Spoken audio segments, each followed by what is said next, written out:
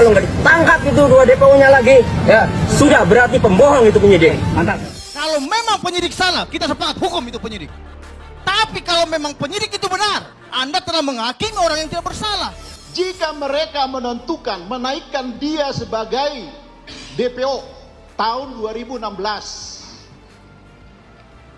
tapi penetapannya tanggal 21 Mei 2024, apakah itu sah menurut ahli? Mohon izin Yang Mulia, tadi dalam kaitannya dengan putusan pengadilan tadi dijadikan sebagai petunjuk, dan ketika kemudian penyidik menemukan alat bukti minimal Ahli 2, meragukan keahlianmu kalau begini.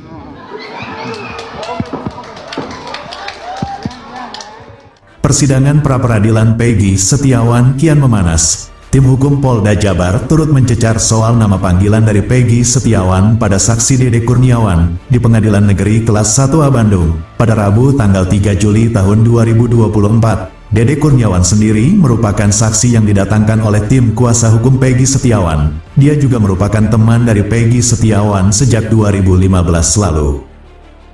Mulanya Hakim Tunggal Eman Sulaiman menanyakan pada Dede apakah ada nama lain dari Peggy Setiawan. Dede menjawab selama berteman dengan Peggy Setiawan ia tidak mengetahui ada panggilan Perong. Dia mengatakan panggilan Peggy hanya Pegong. Setelah itu ruangan sidang mendadak panas saat Kabitkum Polda Jawa Barat Kombes Nur Hadi Handayani ngotot dengan keyakinannya Peggy ini memiliki nama panggilan Perong berdasarkan obrolan grup di Facebook. Pego ya? Pego katanya Pak. Pego ya. Hampir mirip ya. Begitu. Oh ya. Pego, hampir rong. Ya. Bukan. Izin Yang Mulia. Izin kami keberatan. Sudah kita catat Pego. Ya. Iya. Ada O-nya ya, ada O-nya. Ada O-nya Pego. Bahkan yang paling lucunya lagi, tim kuasa hukum dari Polda Jawa Barat menyebut Pegong dengan Perong beda tipis. Mendengar pernyataan itu, para pengunjung sidang menyoraki dengan riuh. Hakim Tunggal Eman Sulaiman juga meminta agar sidang tetap berjalan dan meminta para pengunjung untuk tidak ditanggapi. Seperti diketahui, dalam sidang pemeriksaan ini tim pengacara Peggy Setiawan mendatangkan 5 orang saksi dan 1 ahli. Adapun 1 ahli ini ialah Prof. Suhandi Cahaya. Dia memberikan keterangan bahwa Peggy Setiawan merupakan salah tangkap. Hal ini diungkapkannya guna menjawab pertanyaan dari tim kuasa hukum Peggy Setiawan soal ciri-ciri DPO yang tidak sesuai. Yang saya tanyakan adalah bukan sah tidaknya penetapan tersangka, tapi satu saja dulu ahli. Ya. Sah tidaknya penangkapan. Ya. Ahli bisa menyampaikan nggak sah tidaknya penangkapan menurut KUHAP itu apa saja sih? Mohon penjelasannya ahli. Ya, jadi sah atau tidaknya suatu penangkapan, sebelum penangkapan itu penyidik kan pasti sudah manggil. Ada satu surat panggilan kepada. Oke, satu. Terus? Ya. Yang kedua, kalau itu misalnya tidak datang, dipanggil yang kedua kali. Kalau setelah dipanggil kedua kali ternyata tidak datang, itu kan penyidik bisa punya surat untuk perintah membawa. Kalau ketiga-tiga step tadi tidak dilakukan oleh penyidik langsung main tangkap aja. Itulah akibatnya jadi sampai di sini. Mohon izin.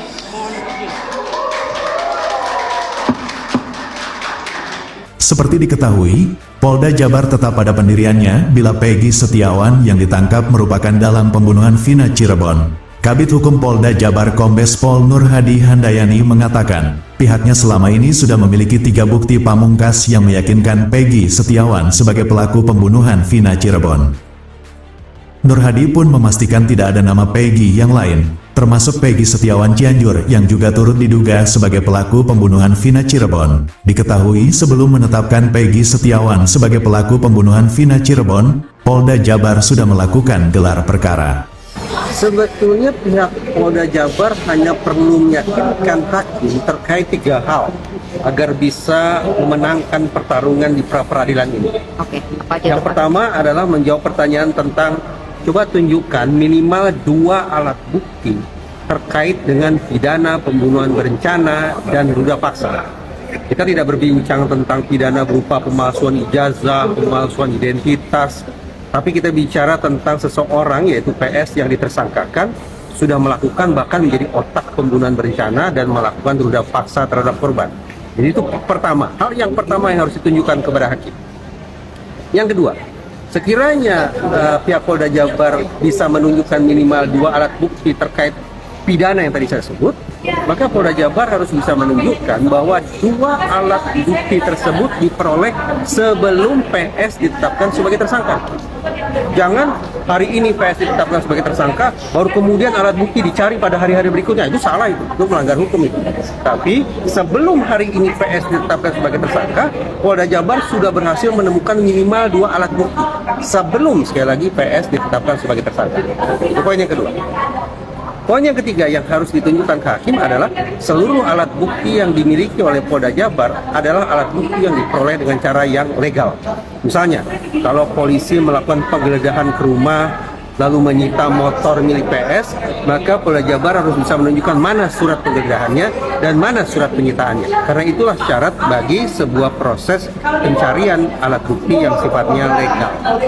Nah, sayang beribu saya, dari luar sidang, dari luar ruang sidang, saya membayangkan bahwa tampaknya sulit luar biasa bagi pihak Polda Jabar untuk meyakinkan majelis hakim terkait 3 hal ini tadi. Sehingga hitung-hitungan di atas kertas, saya khawatir bahwa Polda Jabar nantinya barangkali hakim akan memutus bahwa penetapan PS sebagai tersangka oleh Polda Jabar adalah penersangkaan yang tidak sah. Kalau itu yang ternyata nanti menjadi penetapan hakim, maka sesudah PS akan bebas.